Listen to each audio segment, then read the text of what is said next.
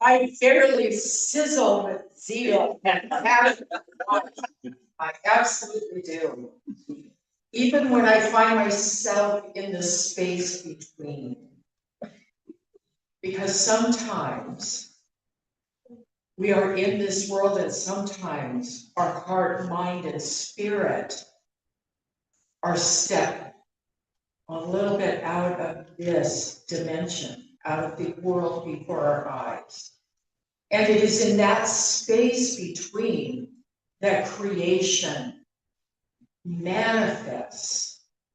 So when you find yourself in those places where you don't quite feel like you're here and you don't quite feel like you're there, allow the gift of inward journey to anchor, knowing that there is a calling that is going on within that is inviting us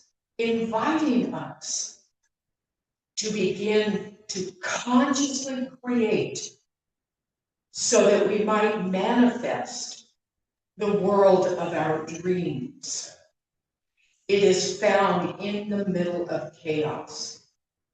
Because chaos originally was called the primordial silence. We have equated it with disturbance, but truly it is the place from which all light emerges, and manifests. And when we can allow ourselves to settle into the space between and rest there, the noise of the mind falls away. That chatterbox that is always attuned to, for most of us, survival and a background noise of fear, that can fall away. And we can settle and be in a centered place. And when we arrive there, when we go, oh, I can breathe, we feel it in our body, can feel it in our body that we are in a place of primordial space that is inviting us to create. And then we begin to consider, what is it that I will create here, now? So we don't manifest instantly, most of us. There's some people that are really good at that. But most of us, it takes a little bit of effort, usually a lot of forgiveness, and a willingness to wait, a willingness to open to the idea that the good is going to manifest if I have met the criteria of taking it inward, feeling guided to bring it outward, and putting whatever effort is needed, whatever commitment is needed, whatever intention is needed in order to manifest it. And then we always get to pause when the manifestation happens. We don't always get to, but the choice is always there to do a little happy dance, a little victory dance, a little celebration for the manifestation that we were entrusted with, that we followed through and we brought into the world. Never forget the victory dance. Always allow yourself to celebrate. We have a tendency to, we talked about this the other day, we have a tendency to want to dive into the next thing. What's next? And what's next is to come back to that well of creation, to come back to that deep primordial silence, that space between, and rest there. So now I'm going to talk about what I meant to talk about today. That's pretty good. Yeah. Keep going. Today we're going to do a metta practice. Metta is a meditation practice. It comes from the Buddhic traditions. And it is about loving kindness for self and others.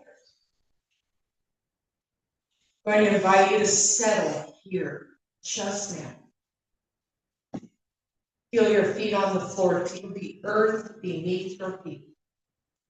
Imagine or sense the energy of the earth holding you. Feel your seat upon the seat. Let the shoulders soften. Let the jaw soften. Bring the focus inward.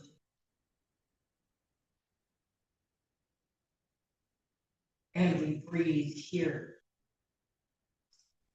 Each breath is the I am.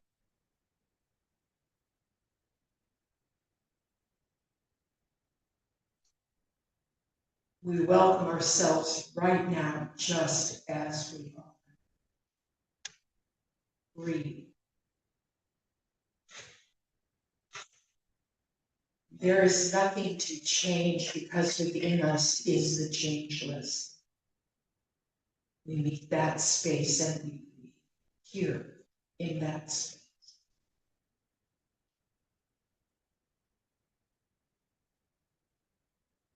And when we meet the place within that is changeless, expansive consciousness, we know we are whole and complete just as we are. Breathe here.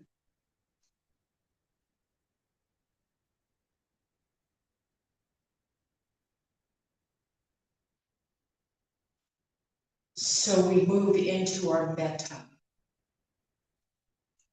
The first cycle is a prayer for ourselves. May I be safe. Breathe. May I be happy.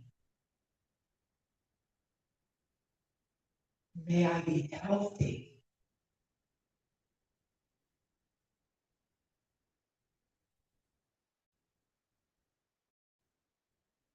May I remember my true nature.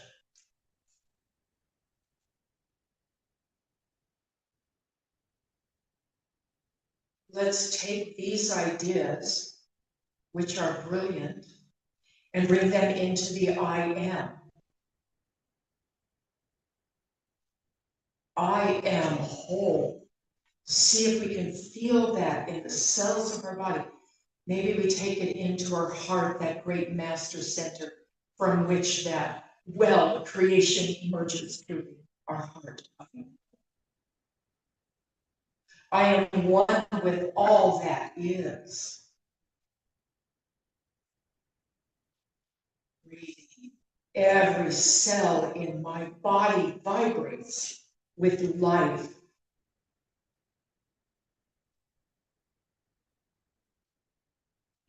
My true nature is now present, and I am